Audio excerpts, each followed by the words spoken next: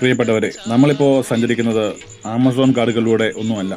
2013-14 കാലഘട്ടത്തിൽ കോട്ടയം നഗരസഭ ജനകീയ ആസൂത്രണ പദ്ധതിയിൽ ഇവിടെ ഒരു മാലിന്യ സംസ്കരണ പ്ലാന്റ് നിർമ്മിച്ചിരുന്നു. അതിപ്പോഴും ഇവിടെ തന്നെ ഉണ്ടോ എന്നറിയാൻ വേണ്ടി മാത്രമാണ്. അങ്ങോട്ട് കടന്നു ചെല്ലണമെങ്കിൽ മാലിന്യ കൂമ്പാരങ്ങൾ താണ്ടി വേണം ചെല്ലാനായിട്ട്. അത് മനുഷ്യ മാലിന്യമുണ്ട്, മാംസാവശിഷ്ടങ്ങളുണ്ട്, നിർമ്മിത മാലിന്യമുണ്ട്, പ്ലാസ്റ്റിക്കിന്റെ കൂമ്പാരം തന്നെയുണ്ട്.